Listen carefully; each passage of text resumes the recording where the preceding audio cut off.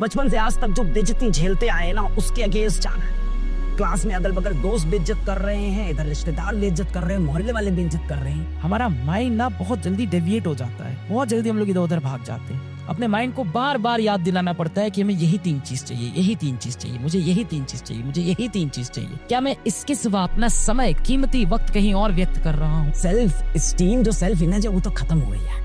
उसको वापस लेके आना है। ये पर्पस है कि शीशे में देख के खुद को बोलना है, बन गए भाई, करके दिखा लिया।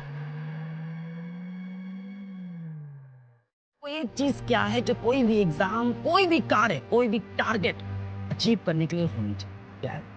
वो है पर्पस। कि तुम्हारे पास पर्पस है या नहीं वो काम करने, तुम्हारे पास मोटिवेशन है या नहीं वो काम करने का, तुम्हारे पास कोई इंस्पिरेशन है दिमाग में वो काम करने का। भाई हम पानी भी तभी पीते हैं जब हमें प्यास लगती है। पर्पस, तुम्हारी जिंदगी का पर्पस क्या है? क्यों उस एग्जाम को क्वालिफाई करना है? क्यों उस अच्छे कॉलेज में जाना है? क्यों जीवन में पैसे कम, बड़ा आदमी बनना है, माँ बाप का नाम रोशन करना है, माँ बाप को वापस रिटर्न में देना है उन्हें जो अपने दिया, सोसाइटी के लिए कुछ करना है, अंडर प्रिविलेज्ड लोगों के लिए कुछ करना, आस पड़ोस में जो देख रहे हैं परेशानियां उनको दूर करना है, वो पर्पस है। बचपन से आज तक जो बेइज्जती झेलते आए ना, उसके अगेंस्ट जाना है। क्लास में अगल बगल दोस्त बेइज्जत कर रहे हैं, इधर रिश्तेदार बेइज्जत कर रहे हैं, मोहल्ले वाले बेइज्जत कर रहे हैं। सेल्फ स्टीम, जो सेल्फ इमेज है, वो तो खत्म हो गई है। उसको वापस लेके आना है। ये पर्पस है कि शीशे में देख के खुद को बोलना है, बन गए भाई, करके दिखा लिया। ये पर्पस है, ये आग है। जिसके अंदर ये आग होगी वो कर ले जाए। हो सकता है वो ये वाला एग्जाम ना क्रैक करे जो अभी उसका आने वाला, पर अगला एग्जाम करेगा, उसका अगला करेगा, वो लगातार हार्डवर्क करेगा। अगर उसके पास कोई इंस्पिरेशन, जैसे आपकी प्रिपरेशन, कई बच्चों की प्रिपरेशन कच्चे लेवल पे है, उसको छूने का मन नहीं करता है। सोल्यूशन क्या है? घिसना पड़ेगा। क्या सोल्यूशन था मेरा? इलाहाबाद पहुंचा, टेम्पो पकड़ के कोचिंग जाता था पढ़ाने। स्प्लेंडर प्लस मेरे कोचिंग के मालिक ने मुझको दे रखी थी, जो मेरे पार्टनर थे, मालिक क्या पार्टनर जो कह लो, मेंटोर कह लो, उन्होंने अपनी स्प्लेंडर प्लस दे रखी थी। स्टार्ट नहीं होती थी, भाई धक्का मार रहा हूँ, धक्का मार कर कोचिंग जा रहा हूँ। ऐसा भी समय आया कि यार 50 रुपये जेब में नहीं, एक पेट्रोल कहाँ से डलाऊँ, घर वालों से मांग नहीं सकता, शर्म आती है। थी सिचुएशन, लड़े उससे, दे कोचिंग उस दे।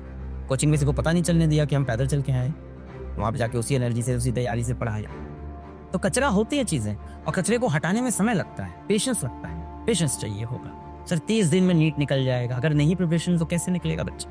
हाँ, पर 30 दिन में अपन 600 पहुंच सकते हैं, 500 पहुंच सकते हैं, मे भी 500 550 तो हिट करेंगे। मेरे अभी 100 आ रहा है, 500 हिट करेंगे, 550 हिट करेंगे, अपनी सेल्फ रिस्पेक्ट बचाएंगे यार। खेलेंगे जी जान से, हार थोड़ी ना मान जाएंगे, खेलेंगे जी जान से, हार थोड़ी ना मार जाएंगे। फोकस शिफ्ट करनी पड़ेगी अपनी, फोकस गलत जगह पे अपनी।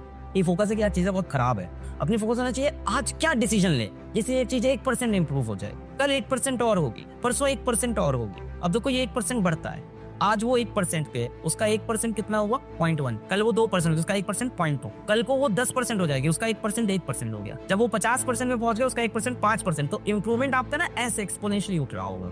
3-4 दिन आप बैठ के सुबह से शाम पढ़ाई करो जबरदस्त, 12 घंटे, 14 घंटे, 15 घंटे, 16 घंटे। 4 दिन के अंदर देखो आपको बिलीफ आएगा अपने अंदर कि magic is going to happen. आप इस फेज में हो अभी, ये फेज से अगर आप निकल आए 3 से 4 दिन, 14 से 15 घंटे के, आपको दिख जाएगा मैजिक इज गोइंग टू।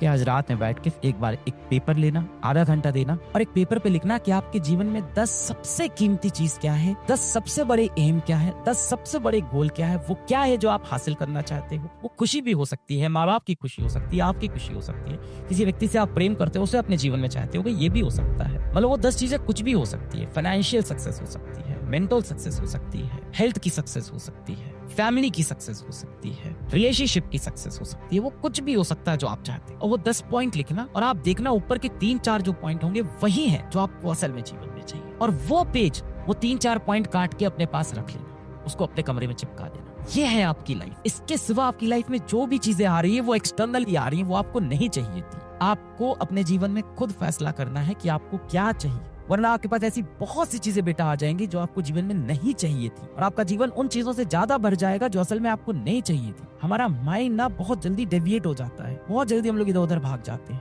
अपने माइंड को बार बार याद दिलाना पड़ता है कि हमें यही 3 चीज चाहिए, यही 3 चीज चाहिए, मुझे यही 3 चीज चाहिए, मुझे यही 3 चीज चाहिए। क्या मैं इसके सिवा अपना समय, कीमती वक्त कहीं और व्यक्त कर रहा हूँ? ये जो जीवन आपको मिला है ना, आपको नहीं पता है ये जीवन कब अंत हो जाएगा, और जीवन कितनी बार मिलता है मुझे नहीं पता है। पता नहीं दूसरी बार ये जीवन मिलेगा कि नहीं मिलेगा, मुझे नहीं पता, इतना मैं ज्ञानी नहीं हूँ। ये जीवन मिला बहुत कीमती है। आज आप यहाँ बैठ के ये चैट लिख रहे हो, आज आप यहाँ बैठ के ये सेशन देख पा रहे हो, आप बहुत खुश नसीब हो, पर आप इस चीज को रियलाइज नहीं कर पाते। आप सरकारी आंकड़ों को देखो तो हर रोज इस दुनिया में 2.5 लाख लोग सुबह का सूरज नहीं देख पाते। सरकारी आंकड़े ये कहते हैं कि हर रोज 2.5 लाख लोग की मृत्यु हो जाती है। ये सरकारी आंकड़े हैं।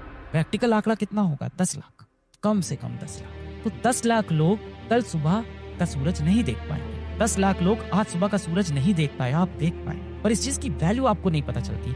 असल में डेथ ऐसी चीज है ना कि हमें लगता है अपनी कभी नहीं आएगी, हमेशा दूसरों की सोचते हैं। हमेशा लगता है कि उसकी मृत्यु आएगी, उसकी मृत्यु आएगी। कभी अपने ऊपर लेके सोच ही नहीं पाते हैं कि मैं भी नश्वर हूँ, मैं भी मिट्टी का ही बना हूँ, मैं अमर नहीं हूँ, मुझे भी जाना है ये दुनिया छोड़ के। ये ख्याल मन में आ ही नहीं पाता। हमें लगता है ये लाइफ चलती रहेगी, चलती रहेगी, चलती रहेगी और हमारे पास इनफाइनाइट टाइम है। समय बेटा ऐसी चीज है ना जो वापस नहीं जा सकती। विज्ञान में 4 डायमेंशन है, 4 में से एक ही डायमेंशन ऐसा है जो सिर्फ फॉरवर्ड एरो चलती है, सिर्फ आगे चलता है, पीछे नहीं जाता। बाकी तीनों डायमेंशन आगे पीछे जाते हैं, आगे पीछे, दाएं बाएं, ऊपर नीचे। बाकी तीनों डायमेंशन में पॉजिटिव नेगेटिव है। समय में पॉजिटिव नेगेटिव नहीं है, सिर्फ एक डायरेक्शन में बढ़ता चला जाएगा। ना आप समय को पीछे ले जा सकते हो, ना आप समय को रोक सकते हो। As a physics teacher I can tell you कि आप समय को तभी रोक सकते हो जब आप इनफाइनाइट वेलोसिटी को गेन कर लो, इनफाइनाइट एनर्जी को गेन कर लो। अब ये सब प्रैक्टिकल बातें नहीं है। ना आप समय में पीछे जा सकते हो, ना आप समय को रोक सकते हो। समय चलता चला जाए। अब ये बात अलग है, अगर आप श्री कृष्ण हो तो आप रोक सकते हो, वो तो बियॉन्ड आवर यूनिवर्स है, वो तो सुपर पावर है ना, वो तो इस फ्रेम ऑफ रेफरेंस में ही नहीं है, वो तो इस फ्रेम ऑफ रेफरेंस से ही बाहर है, वो तो इस सिस्टम का पार्ट ही नहीं है, सिस्टम से बाहर है। वो तो he is the one who created this system, he can stop anything, he is omnipotent. वो अलग है, उनके पास सब शक्तिशाली। ना आप समय में पीछे जा सकते हो, बीता हुआ समय कभी वापस नहीं आएगा, जो गया सो गया। This is your life and it's ending 1 minute at a time.